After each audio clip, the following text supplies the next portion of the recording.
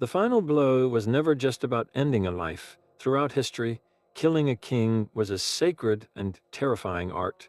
Societies developed execution methods reserved only for royalty, rituals designed to do far more than kill. They were meant to shatter a divine right, to rewrite history itself with a single, calculated act. By the end of this, you will understand the dark psychology behind the most exclusive form of capital punishment ever devised. We will uncover why some monarchs faced a public axe while others met a silent, silk cord in the dead of night. What does the chosen method for a king's death reveal about the fears of the people who ordered it? Among all the tools of royal demise, none carries the weight of history quite like the executioner's axe. Its heavy blade represents the standard bearer of regal death, a method reserved for those of noble birth precisely because it was seen as dignified and swift.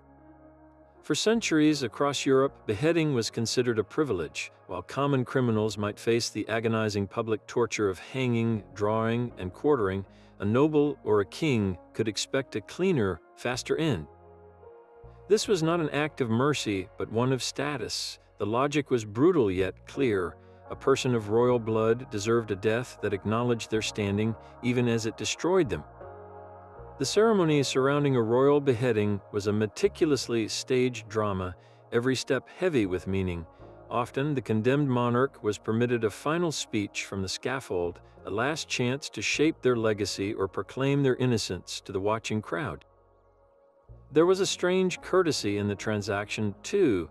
It was customary for the prisoner to personally pay the executioner a final exchange of coins for a service rendered, ensuring the man would perform his grim duty with skill and not deliberate cruelty. The tools themselves were special. Ordinary axes were for commoners. For a king, a finely made axe or even a sword might be used, like the French sword brought over for Anne Boleyn's execution, chosen for its sharpness and grace. The symbolism was inescapable. The axe's target was the neck, the bridge between the head and the body. In severing it, the executioner was performing a profound act of political surgery. The head was seen as the seat of power, of reason, of the sovereign's divine right. By separating it from the body, the state was making a visceral statement. The source of royal authority was literally being cut off from the kingdom it once ruled. The body politic was being dismantled, one brutal stroke at a time. We see this terrifying theater play out in two of history's most famous regicides. In London on a cold January morning in 1649, King Charles I stepped onto a black-draped scaffold. He gave a composed speech asserting his martyrdom before placing his neck on the low block. With one clean strike, the executioner held aloft the head of a king, and the crowd reportedly let out a collective groan, a sound of awe and horror at what they had witnessed. Over a century later, in Paris's Revolution Square, King Louis XVI faced a similar fate, but with a modern, clinical machine, the guillotine. Though the technology differed, the message was identical. The public spectacle was essential. It was not enough to remove the king in secret. The people had to see the blade fall, to witness the mortal end of a figure they had once believed was chosen by God. These were not just executions, they were revolutions performed in a single, decisive act. But the axe and the guillotine were public declarations of war against a crown. In stark contrast, another empire perfected a method of royal death so discreet it became a whisper within palace walls. The Ottoman Empire held a profound taboo. The sacred blood of a sultan or a prince must never be spilled upon the ground. To shed royal blood was to commit an unspeakable sacrilege, an act that could curse the dynasty and destabilize the very order of the state. So when a royal life needed to be ended, the Ottomans turned to a method that left no visible wound, the silk bowstring. This was not an execution for the masses to witness. It was a private, administrative procedure, a chilling solution to a problem of succession. The chosen instrument was often a length of silk cord, or sometimes the string from an archer's bow, prized for its strength and smoothness. The executioners were typically mutes, men who could not speak of what they had seen or done, ensuring the secrets of the palace remained sealed forever. The act itself was swift and clinical. The cord would be looped around the prince's neck, and the executioners, one on each end, would pull with sudden, coordinated force. Death came from strangulation, a bloodless end that preserved the body's perfect integrity. There was no block, no blade, no messy public spectacle, just a silent struggle in a secluded room, after which the prince would be laid out as if in sleep, with no mark to show the violence of his passing. This practice, known as fratricide, was codified by Sultan Mehmed II in the 15th century. He decreed that whichever of his sons ascended the throne had the right to execute his brothers to prevent civil war. It was a brutal calculus of statecraft where the death of a few was deemed preferable to a bloody conflict that could tear the empire apart. For centuries, newly crowned sultans would order the bowstring for their brothers, sometimes dozens at a time. They were not killed as criminals, but as potential rivals, their deaths a grim necessity for stability. The contrast with the West could not be more pronounced. In Europe, a public beheading was a ritual of dethronement, a way to visibly transfer power from the monarch to the people or the state. In the Ottoman world, the bowstring was a ritual of consolidation, a way to secure power within the royal family itself, away from the public eye. One method shouted the king's mortality to the world. The other silently removed a piece from the royal chessboard, leaving the board looking perfectly intact. The victims of the bowstring were often young men who had done nothing wrong except be born into the wrong branch of the family. Their stories are recorded not in public chronicles of judgment, but in the quiet ledgers of the palace. They remind us that for kings, the greatest danger often did not come from a rebellious mob or an invading army, but from the very palace that was meant to be their sanctuary. While the bowstring dealt death in sterile silence, other methods were designed to make a spectacle of suffering. Perhaps the most psychologically harrowing fate reserved for high-ranking traitors was not a quick blade, but the slow, public unraveling of a human life within an iron cage. This was execution by exposure, a drawn-out agony where the elements and neglect became the executioners.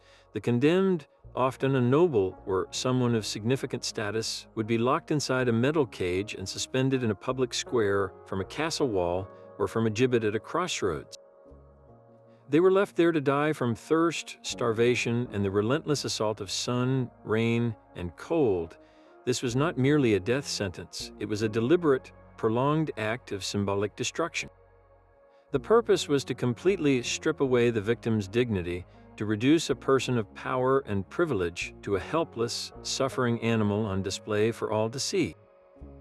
It served as a terrifying, long-lasting warning to anyone who might consider treason or rebellion. You could not ignore the message. For weeks, sometimes months, the decaying figure in the cage was a gruesome landmark, a daily reminder of the price of defiance. One of the most famous alleged victims of this horror was Sir Richard Pole, the father of the influential Cardinal Reginald Pole. After the failed pilgrimage of Grace Rebellion against King Henry VIII, Sir Richard was, according to some chroniclers, condemned to this exact fate. Suspended in a cage from the walls of York, he was left to perish slowly. Whether this account is precisely true is debated by historians. Some argue such extreme torture was more often threatened than actually carried out on nobility, its terrifying reputation serving as potent propaganda. Yet, the very existence of the stories reveals a deep cultural fear. The iron cage represented a fate considered worse than beheading, a descent into utter degradation. The psychological torment was engineered for both the victim and the observer. For the person in the cage, death was a creeping inevitability. Each day brought new agonies, parching thirst, gnawing hunger, the torment of insects, and the humiliation of being gawked at by former subjects. For the public forced to witness it, the spectacle was a lesson in raw power. It demonstrated the state's absolute control over the body and its ability to extend suffering almost indefinitely. The cage made the abstract concept of royal wrath horrifyingly tangible. Visualize the stark, grim imagery from old engravings, a single, lonely figure curled in a metal lattice against a brooding sky, a stark silhouette of despair against stone walls. This method sought to break not just a body, but the very idea of the person who once inhabited it, leaving behind only a cautionary tale of shattered pride. The iron cage left its victim on gruesome display, but some plotters required a death with no witness at all. In the shadowed corridors of power, the most feared tool was not the public axe or the silent bowstring, but the assassin's dagger. This was regicide as a covert operation, a murder in the shadows that transformed the royal palace from a sanctuary into a hunting ground, when a public trial was impossible, or when the culture lacked any formal protocol for judging a king. Assassination became the only viable path to a throne. The plotters were often those closest to the monarch, trusted advisors, jealous family members, or disgruntled bodyguards. They moved in a world of whispered conspiracies and coded messages, where a friendly meal could be your last. The methods were intimate and treacherous. Poison was a favorite, a weapon that could be administered slowly to mimic illness or swiftly in a single cup of wine. Specialized tools were crafted for the task, like poison rings with a hidden compartment under the gemstone, allowing a conspirator to casually season a drink with a flick of the wrist during a toast. Daggers, small and easily concealed, were for more direct work, often employed in the chaos of a crowded court or a darkened bedchamber. The atmosphere this bred was one of profound paranoia. Byzantine emperors lived under constant threat, their histories littered with rumors of toxic mushrooms, tainted sacramental wine, and envenomed manuscripts where the poison was absorbed through the fingertips. Royal food tasters became essential staff, and monarchs developed rituals of trust that were, in themselves, admissions of deep fear. Shakespeare captured this universal dread in his fictional tale of King Hamlet, murdered by poison poured into his ear as he slept. While the story is literary, the terror it embodies was historical. A king could not trust the air he breathed, the wine he drank, or the brother who offered it. This private, messy murder stood in stark contrast to the ceremonial public execution. An assassination did not legitimize a transfer of power, it merely created a vacuum. It was a gamble, sparking not orderly succession, but often cycles of vengeance and further instability. The death was denied its public meaning, becoming instead a secret crime that haunted the palace, a ghost in the machinery of state.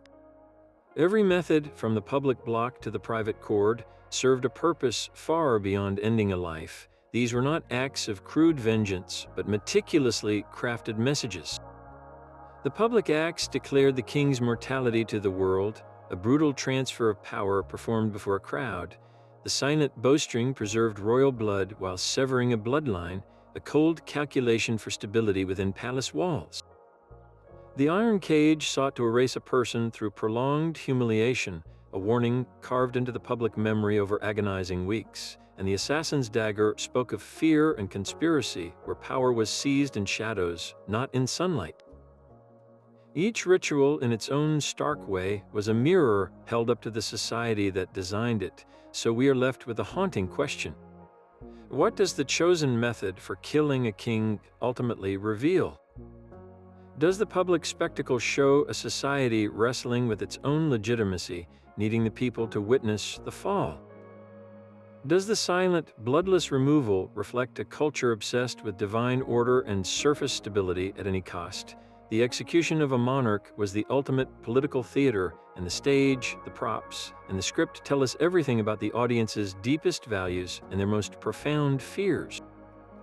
The crown, that glittering symbol of absolute authority, was always most vulnerable at the moment it was taken. Its final removal, whether by axe, cord, or time itself, leaves behind only the echo of the power it once held. If you found this journey into the dark heart of royal power compelling, let me know in the comments which method you found the most shocking or the most strategically cruel.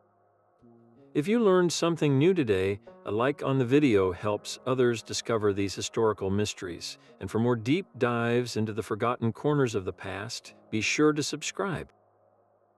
Until next time, remember that history is not just about the crowns that were worn, but often about how they were taken away.